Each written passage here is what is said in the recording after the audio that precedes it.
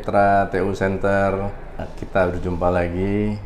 Kali ini saya kedatangan tamu agung, dan yang menarik adalah ini boleh dibilang adalah interview saya yang mana female.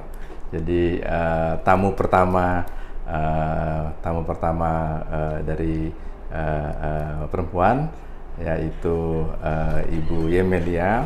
Ibu Yemelia ini kalau saya manggilnya Uni, biar gampang aja saya panggil Uni ya. Boleh ya Uni ya? Boleh, Uni ini beliau adalah sekjen dari Induk Keluarga Minangkabau, sebuah organisasi yang berusaha menyatukan seluruh IKM, seluruh induk masyarakat Minangkabau di rantau, baik mau di rantau maupun di Induk. Nanti biar cerita sendiri Uni. Ya. Tapi kenapa saya minta waktu beliau nih, udah lama alhamdulillah dapat waktu di beliau yang sibuk nih, karena saya sendiri pernah bertugas Uni di Sumbar, di Padang 1,5 tahun, dan banyak sekali mendapatkan belajar dari seluruh budaya-budaya dari Minang ya.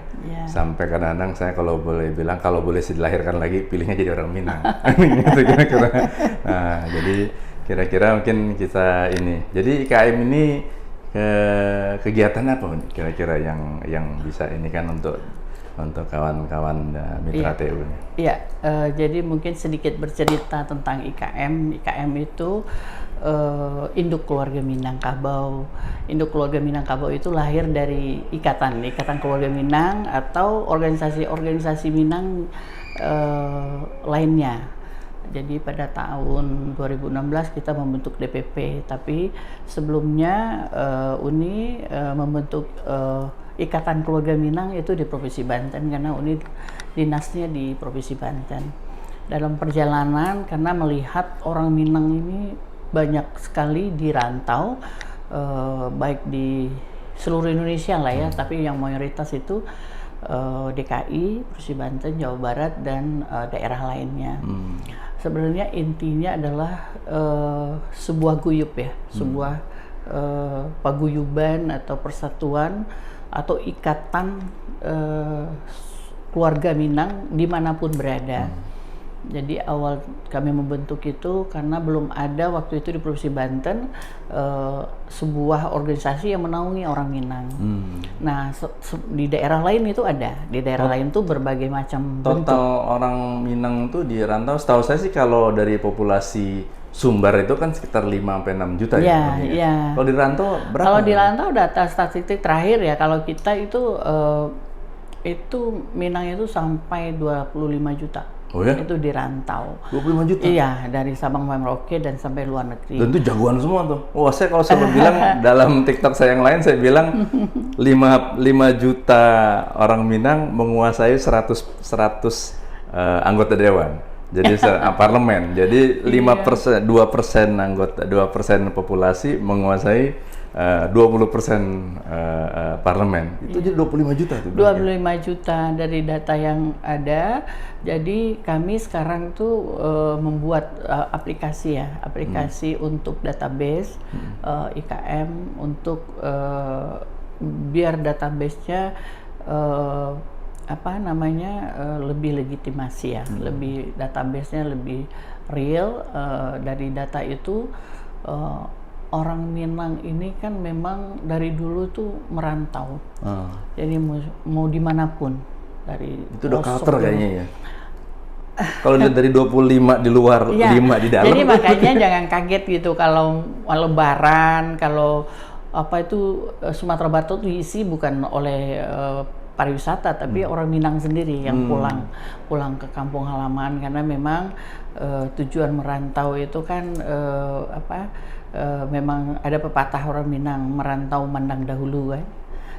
di kampung Paguno Alun, artinya di kampung itu belum perlu gitu, makanya bujang atau masih muda itu harus merantau dulu, nanti setelah sukses baru pulang. Tapi dalam kenyataannya ya memang kalau kita lihat di Sumatera Barat atau di ranah Minang sendiri, yang perantau Minang yang sukses itu ya membangun nagari itu ya dengan keluarga ya, karena kita matriarkat, jadi dia membangun rumah orang tuanya, adiknya, apanya, jadi rumah yang bagus itu di Minang bagus semua, tapi tinggal ya gitu, gak ada orangnya. Jadi begitulah kultur kita orang Minang yang mayoritas memang kalau di IKM itu istilahnya orang Minang itu dari pedag kaki 5 sampai bintang 5. Makanya ketua IKM induk keluarga Minang itu sekarang Jenderal bintang 3. Oh iya, siapa ketuanya tuh? Bapak Komjen Boy Raffi Ahmad. Oh, Datuk Rangkayo Basah. Oh, beliau yang ketua BMPT itu ya? Iya, iya. Kemarin ketua BMPT dan beliau sekarang kalau periode pertama itu tentara. Bapak Majen M. Fuad Basah.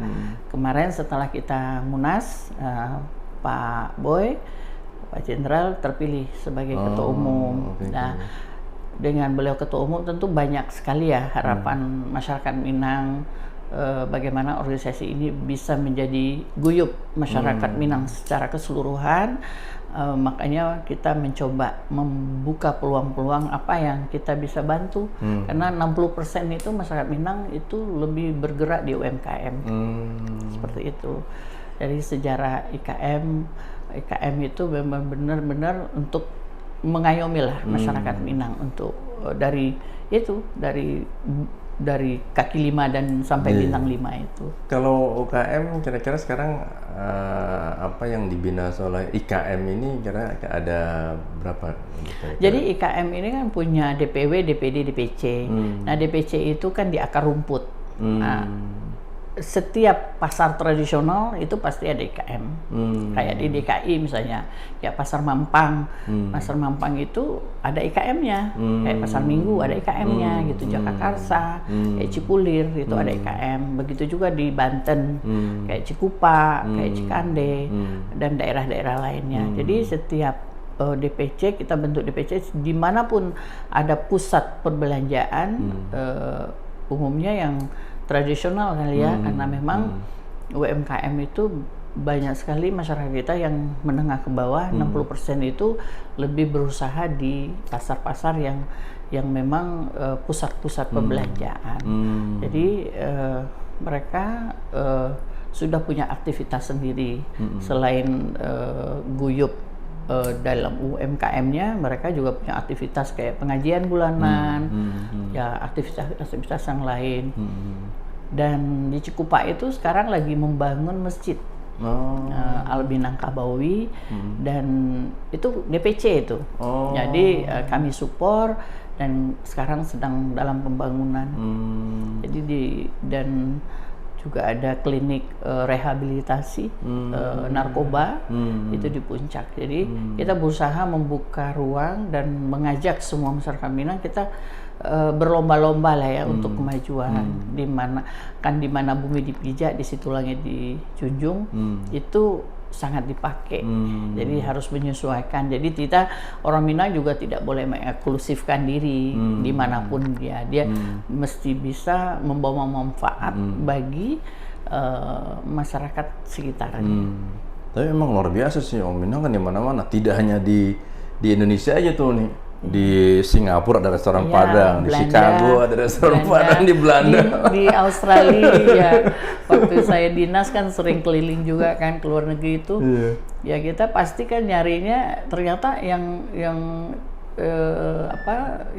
staff saya kan komunikasi Australia, ternyata orang Minang loh nih, kita tidurnya tempat orang Minang. Itu di Canberra waktu itu.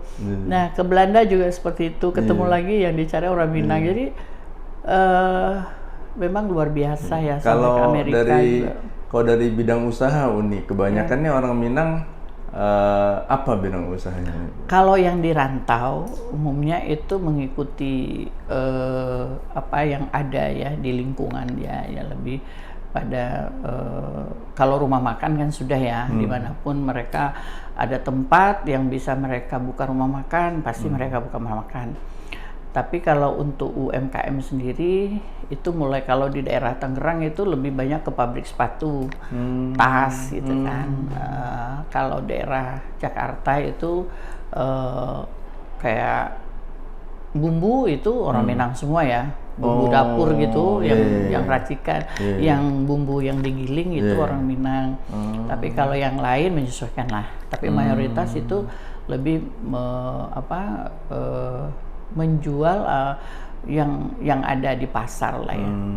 Tapi kan kalau yang mencolok kan rumah makan, terus bumbu, jamu itu jamu itu kan harusnya orang Jawa ya, tapi orang Minang yang iya kan, rata-rata orang Minang kayak fotokopi dan lain sebagainya.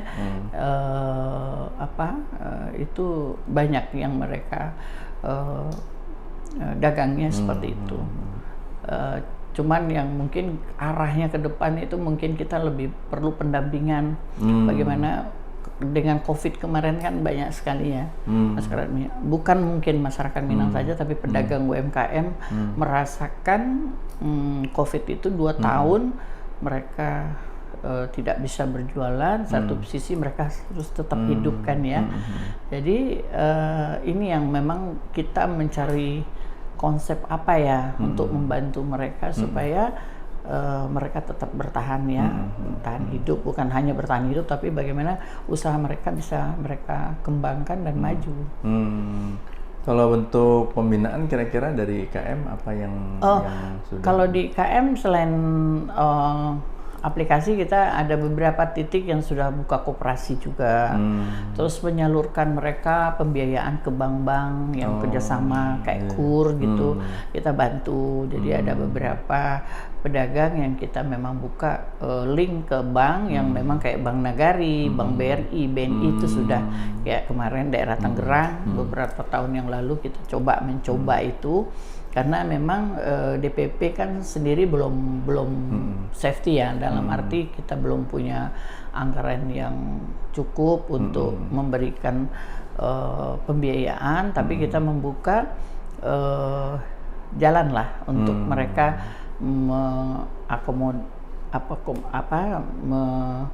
mengakomodir mereka supaya mereka melakukan pembiayaan dengan bank-bank. Tapi kan kalau lembaga keuangan itu pasti melihat bagaimana mereka dalam berbisnis juga manajemennya harus baik juga.